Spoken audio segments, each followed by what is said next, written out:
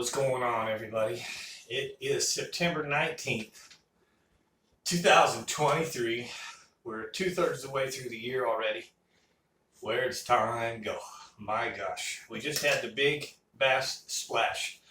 The famous annual Bob Seeley, used to be called the McDonald's Big Bass Splash. One of the biggest payouts in the history of amateur bass fishing. Over the 3 or 4 events, I think several $1 million are paid out. A boat is first place here in Fork. There's hourly money. It's an unbelievable event that just went down on Fork. And I'm going to give you a couple of things. I'm going to give you a little Lake Fork rundown for this week.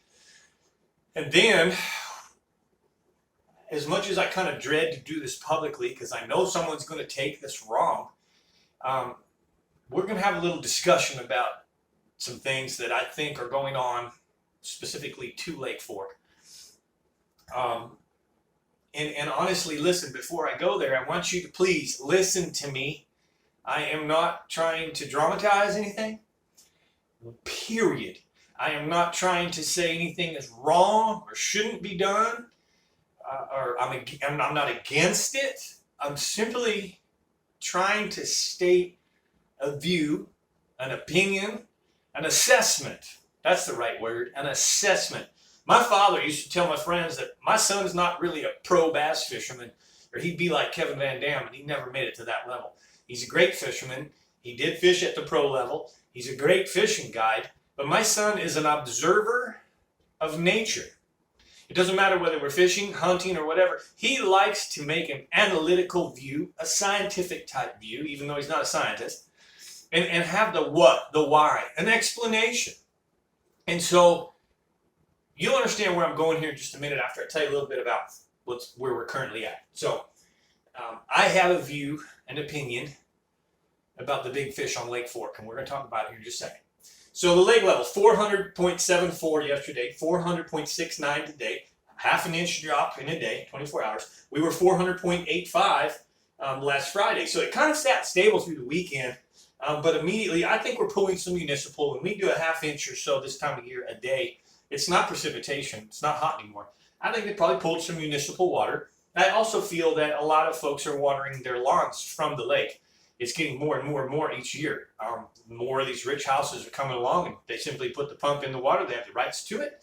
And so that is some of it. It's being used, and that's okay. Remember that falling water points fish out. It pulls them out. Okay, they're not going to go rushing into the backwaters and up to the banks, on the banks, when the water's falling out. It pulls them out. I'm not saying they won't get shallow, because they will get shallow. They were shallow. Last week was everything I caught was in less than 4 feet of water. We had a great topwater bite in 2 feet of water. I had a dozen fish on one of the days before 9 a.m. Clarity 0 to 1. Temperatures dropping. We were 82.7 last week in the rain Thursday and whatnot. 82 to 83, that's the holding temperature right now. And the lake's in pretty darn good shape. This is about 2 feet, approaching 2.5 feet below full pool. Very typical for this time of year, okay? The trees in Lake Fork are all snapped off about the same level for the most part, because 3-foot fluctuation is what the lake has done for 40 years. They get wet, then the water drops down to dries up, and they snap off right at water's level. That's why when you kind of look at it, how come almost looks like somebody chainsawed? The majority of the trees are all snapped off about the same depth, 3 foot, because that's our typical annual fall and rise, 2.5, 3 feet. So we're on course. Everything's cool there. Fishing was actually really good for numbers, for the small fish. Lots of small fish were caught. The number count was good. The undercount was good. Most of those unders were shallow. Everything was in 2 to 3 feet of water. We're beginning to see signs of the lake turning over. I just did a Let's Talk Fishing lesson about turnover, what a turnover is. I explained a turnover in very deep detail in my Let's Talk Fishing channel, which you're invited to always go subscribe and check that out. You can learn a lot. There's 30 plus videos in the Let's Talk Fishing archive that you can learn way more about bass fishing. There's almost 30 hours worth of information in there. That's awesome. But anyways, the shallow fish were a lot of slots, small slots, and unders. With 2,300 anglers for 3 days worth of fishing, there were only 10 overs brought to the scales to the Bob Seeley tournament. If you look at the history of Bob Seeley, and I asked him to produce this for me, he said he could very easily for the last 5 or 6 years. In past years, he's had a 20 to 30 for an average, 27, 32. Looking back at this year first, before I talk about last year, the overs this year in Bob Seeley were actually caught about 18 to 22 feet of water, where they usually are. My biggest fish ever, 15 pounds, September 19, 2016, and about 18, 19, maybe 20 feet of water on a big worm. The big overs in this tournament, the 10 overs, basically came from the deep water that haven't transitioned to the shallow water yet. Okay? But there was only 10 of them. If we go back to Mega Bass, there was only a couple. If we go to Legends, there was only a handful. If we go to Skeeter, there was about 15, right during the prime of spring. Bob Seeley only had 10. Normally, the Berkeley is after the turnover, and we don't see a lot of overs during the turnover because just the funky water. In fact, Castledine out of Sam Rayburn, he had a fish that he kept, and he said every time that the water would get bad, the fish wouldn't eat. It would tell him when to change the fish, when to. A client sent me this message here in a video that Castledine put out. And when he would make fresh water, fresh, good, healthy water, the fish ate all the time. So that's kind of what's going on. Turnovers, bad water, they ain't happy. They got a bellyache like you and I. But now let's kind of go where I want to go. Number one, the plastics, big worms, Texas rigs, Carolina rigs, your creature baits, jigs. Jigs always catch big fish. In the deeper water, that was the bite on Fork. That really produced 10 overs out of 2,300 fishermen. Where are the overs? That's my question.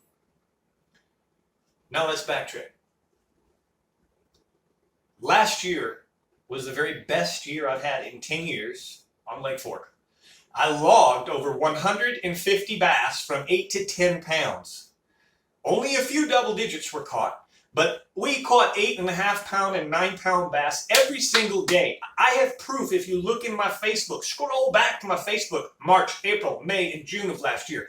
And my clients caught them. My friend Brooke caught them. She would go back out at the end of the day with me and we'd catch them again.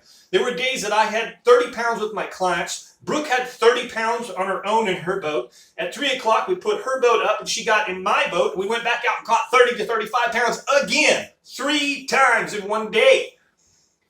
I can recall and go back and show you Facebooks and fishing reports last year that talked about how good it was. And then I also used this statement many times, how excited I was because the biologists say that bass gain about 1 pound to 1.5 pounds a year. And so for 2022, logging 150 bass in the 9 pound range means next year we're going to have all kinds of double digits. And I'm looking forward to catching them.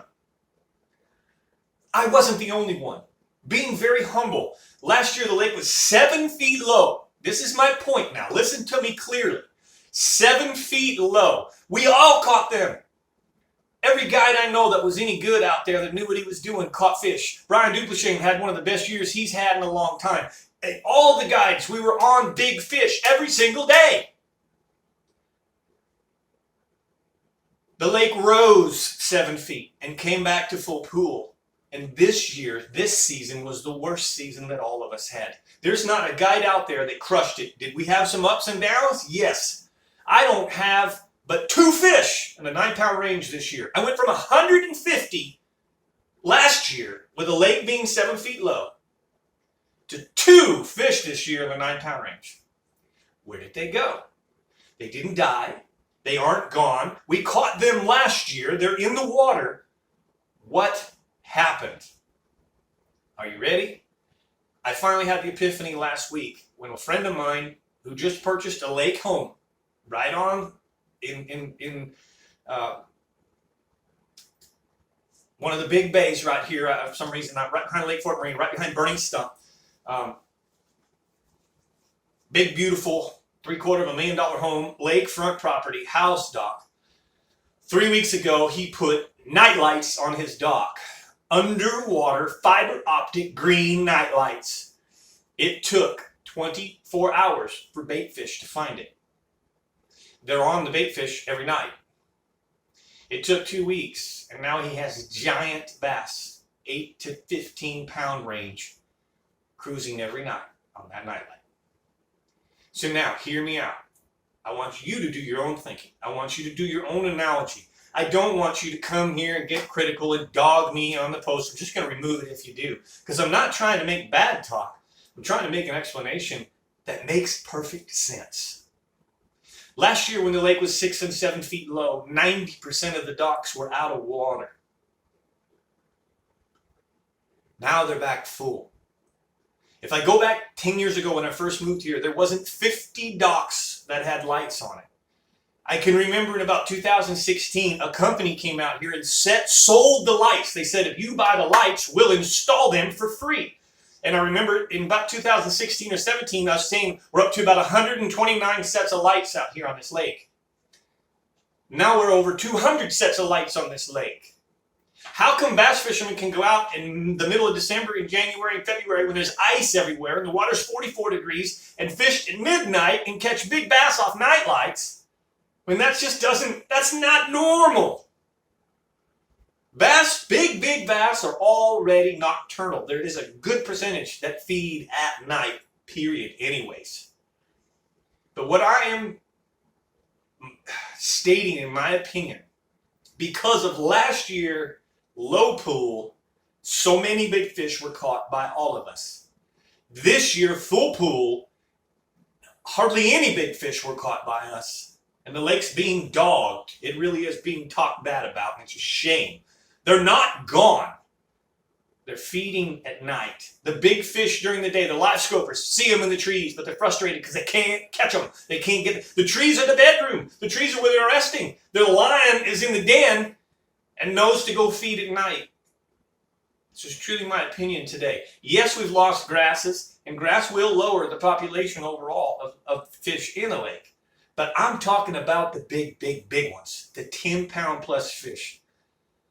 Just like deer, they're not stupid. Big bucks come to my feeder anytime they want here on my property because we don't hunt them. My friends that have hunting ranches, those biggest bucks show up at 1 a.m. in the morning. It's the biggest complaint that I hear from my friend who's got 7 feeders on his lease. He's got 7 feeders out, and he says his cameras are always showing the biggest bucks at 1 a.m. and 4 a.m. And right before daylight, they disappear because of pressure. So we've got the highest pressured fishing lake in the world. With 200 sets of lights, night lights, we have trained and conditioned these biggest fish feed at night. They're not biting during the day. And that's my best rundown that I can give you because I truly believe that.